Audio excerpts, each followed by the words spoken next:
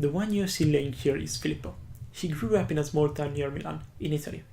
And through his childhood, he got exposed to two things: Japanese pop culture and punk music. And I loved the hell out of both, so much that in fact I moved to Venice for college and pursued learning Japanese. It was during my first senior year that I realized something. What if I put my two passions together? Is there punk music in Japan? And how are punk musicians in Japan doing? That's when I decided I would go to Japan and dip my feet as deep as possible in the Japanese punk scene. Stick with me to find how crazy and fascinating this world can be.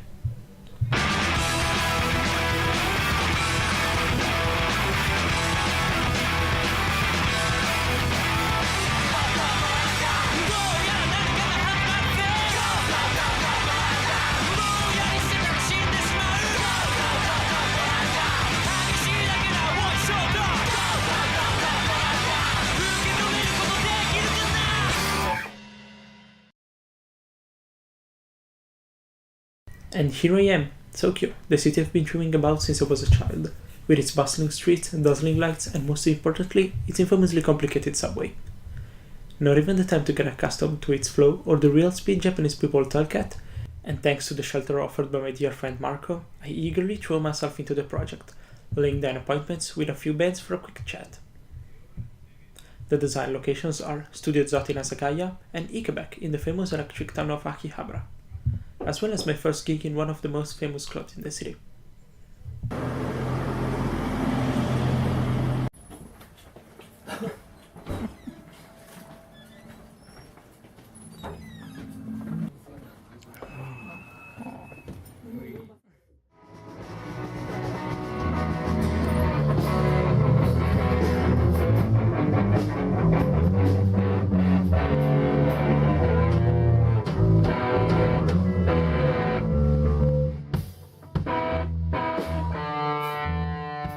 まず自己紹介してください。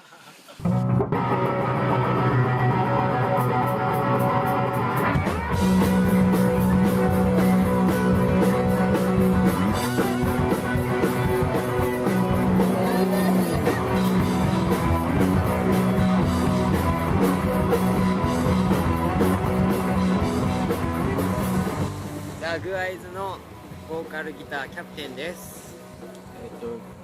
ギターボーカルのヒロシです。ベースのユウシです。ドラムのユッキーです。どうしてパンク音楽をしていますか？パンクロックが好きだから。楽しいから。簡単だからシンプル。あなたたちのサウンドはどうからインスピレーションを受けていますか？パンクロックやな。どんなバンド？僕はブルーハーツが一番初めやっぱすごい好きで、日本語のパンクロックがやりたいと思って、でもそっからアメリカのさグリーンデーとかもそういうのもめっちゃ好きやし、まあいろいろでも好き。でもやっぱブルーハーツが僕は一番のきっかけです。偉大です、ブルーハーツは。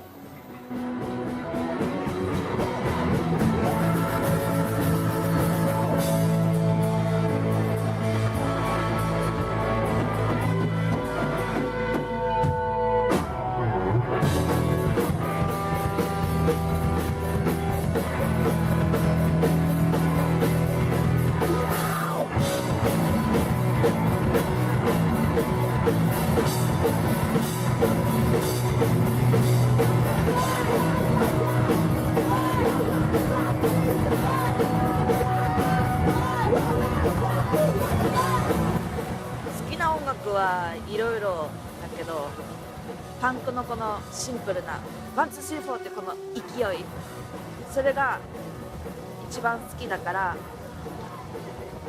いろんなジャンルの音楽も好きだけど、自分が心が熱くなるのはパンクです。あなたにとって日本のパンクは今からどうなると思いますか？どうなる？日本のパンクか。どうなる？あー難しいな。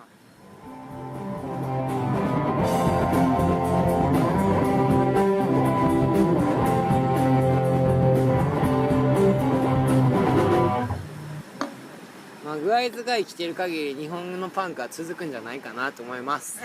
はい、以上。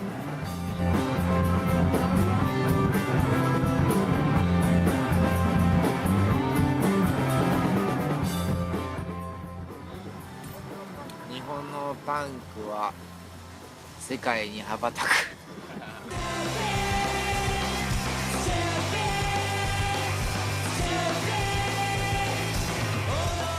本のパンクはでも少なくなっていくと思います。とてもでもその中でずっとやっていきたいと思います。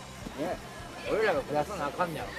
そうや、少なくなるのは違う。でもこうやってイタリアからわざわざ来てくれて、その前からその YouTube でいろんなバンドを見て、でこんな私たちのことも知ってくれてるフィリポがこうやって来てくれるわけやから、まだまだ熱いんではないでしょうか。俺らが死んだらわからんけどな。俺らが生きてる限りはちゃんと俺たちのパンクをやっていくから大丈夫。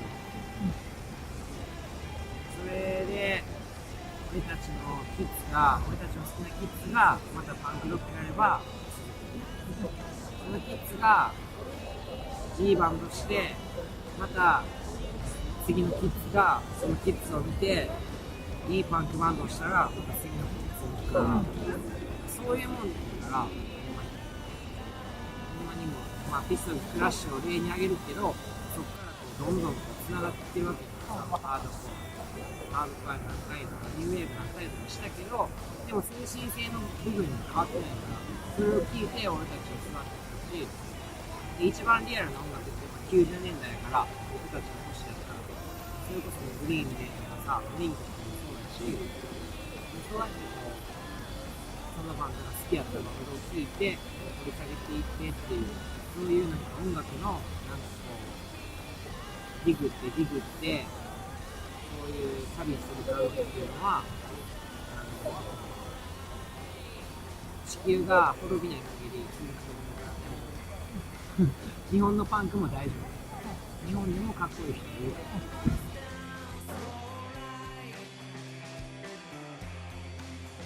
から。We are guys from Japan.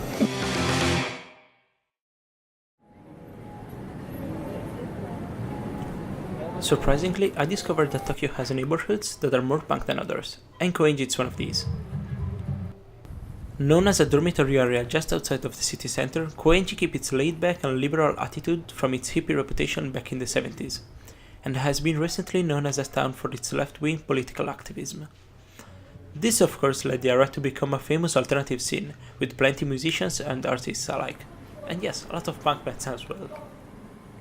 Here you can find plenty of vintage shops selling clothes, memorabilia, records, as well as themed pubs, and hell, even a barber for punks only. But most importantly, it hosts the legendary Nimen Danatsu, one of the key clubs in the Japanese punk scene since its inception. As I make my way into the club, I find a pretty desert queue, discovering you can pre-order tickets even for the nichest performance. As at most gigs starts and ends really early compared to Italy, or probably the rest of the world.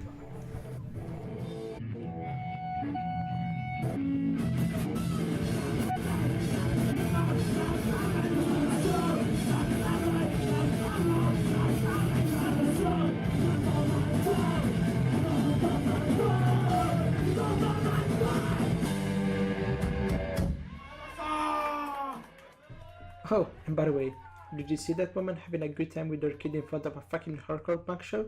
Yeah, she's the singer of the next band I'm about to show.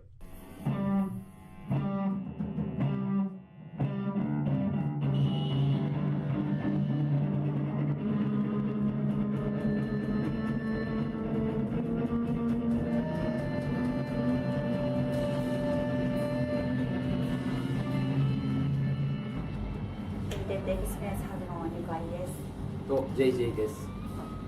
バンドの名前はリミテッドエクスプレス発音。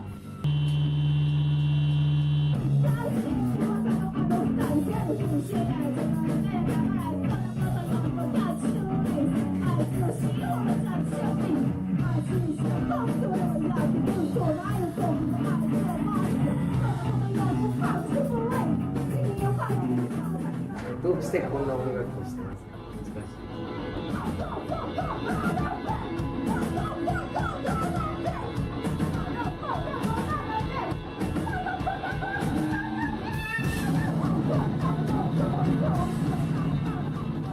しただかっこいいことがやりたくて、あと自分にしかできないことをやりたかった。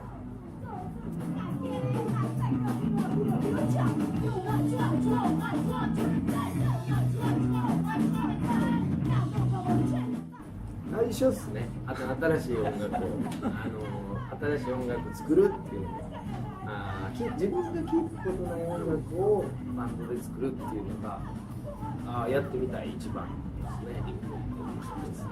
うん。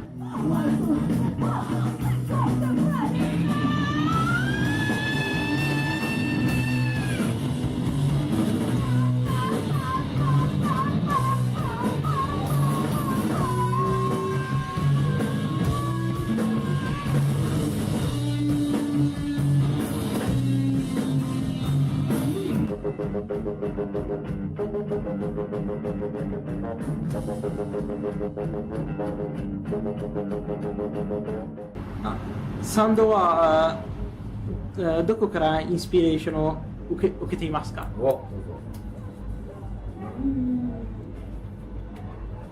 あんまりなくて、でもただスタジオで音を出した時にこれは聞いたことがない、私にとって初めてだと思うことをどんどんピックアップしてやる。彼女はあれです。なんか他の音楽に影響を受けたりあんましないです。私はあまりたくさん音楽を聴いたことない。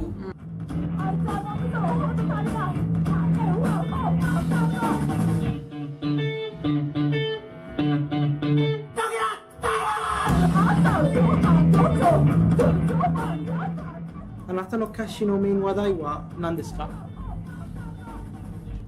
いろいろあるけど、でも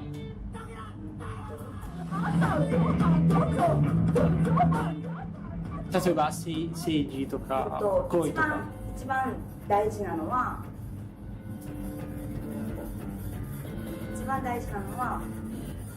私がその時何を見て何を思ってるかなので、その時によって変わってくるんだけど、でも主に私が世界に対しての不安とか、疑問とか、自分がこうありたいとかいうことを歌っていることが多いです。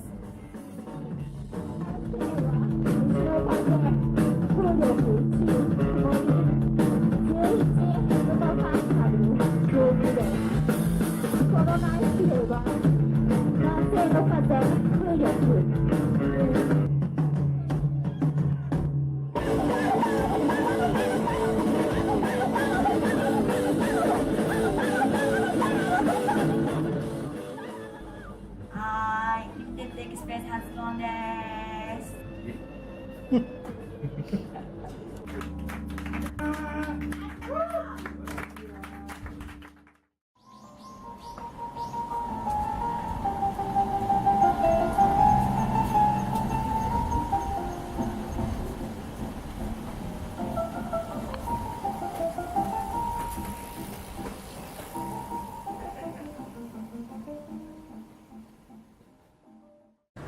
Thank you, the Jimi Hendrix Experience. That's enough, folks.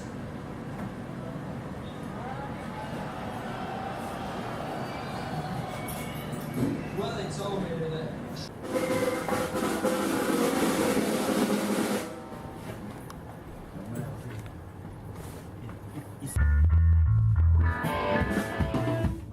First main さんちょっとまず自己紹介してください。はい、ザ・ナーリー・ジャグヘッツっていうバンドで歌とギターをやってるヨシと言います。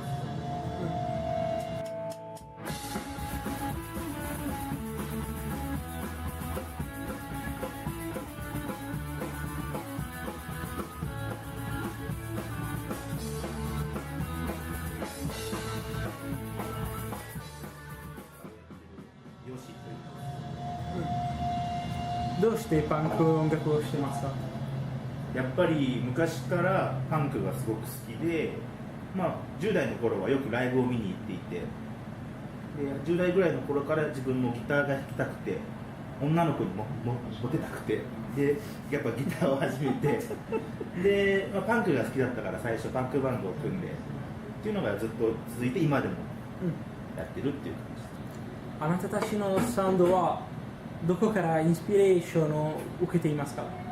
やっぱり90年代のアメリカのパンクバンド、例えば、スクリーチング・ウィーゼルだとかクイアーズとかそういったパンクバンドたちから一番影響を受けています。日本パンクの歌詞のメイン話題は何ですか？パンク全体で言うとわからないけど、やっぱり多いのは僕のバンドは主に女の子のことについて歌ったりだとか、他くだらないこと、酔っ払っちゃってとか、この日常のパーティーして酔っ払っちゃう、こういう感じの曲が、くだらないことが多いかな。あんまり硬い話はなくて、でもやっぱ日本のパンクっていうのは昔からやっぱりちょっとポリティカルな部分も入ったりするバンドは多いのかなっていう印象はちょっとあるかもしれない。見せれないやつ。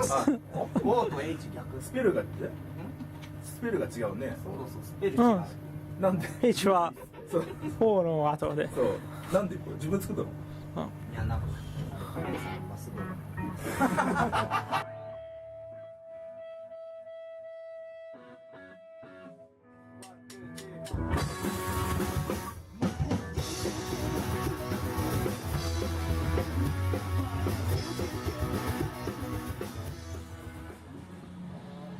日本のパンクシーンはどうですか？結構やっぱりいろんなジャンルのバンドがいて、僕らみたいないわゆる90年代パンクみたいのが比較的少なくて、あまりなかなかバンドがいないんだけど、最近は結構若いバンドも出てきてかなりいい感じにはなってきてると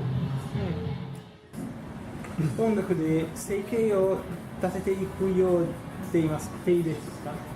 いやでも音楽で食べていくのはやっぱりパンクだしアンダーグラウンドでもやっぱり食べていける感じはしないから、昔からもう、仕事とバンドは両立してやっていきたいなっていう感じですね。あなたにとって日本のパンクは今からどうなると思いますか？どうなるか、すごく難しい質問だけど、やっぱり日本昔から結構パンクの文化があって、でやっぱりなかなかそういうレジェンドの人たちと一緒にする機会っていうのはないんだけど、ちょうど11月にフェスがあって、大きなフェスがあって、そこで日本のジャパニーズパンクの先駆者の人たちと一緒にやる機会があって、そこにちょっとできたお話をしてみて、なんか今後そういう昔のっていうかレジェンドの人たちとなんか若い人たちが一緒になってやっていく機会があったら面白いんじゃないかなってちょっとで頭った終わりですか？10時半。あとじゃあ1曲ぐらいで。もう1曲、はい。一番どれがいいかね。ちょっと次本気テイクでいくんで、本気テイク。どういう戸惑ってマジで。ちょっとじゃあスクリーンジングにしよ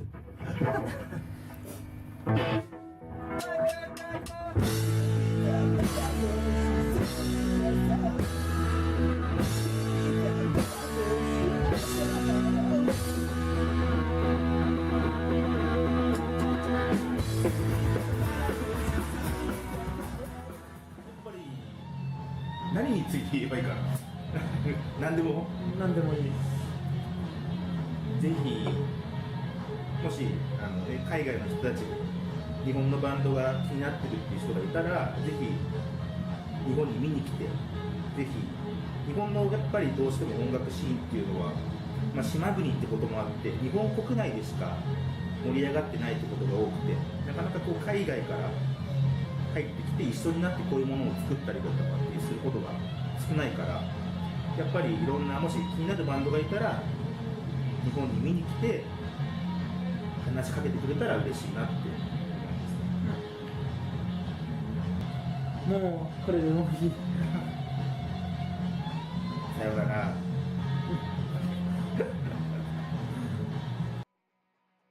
Thanks to the shock therapy, I start warming up, going a bit more loose with my Japanese and getting in touch with the local scene and those who live in it.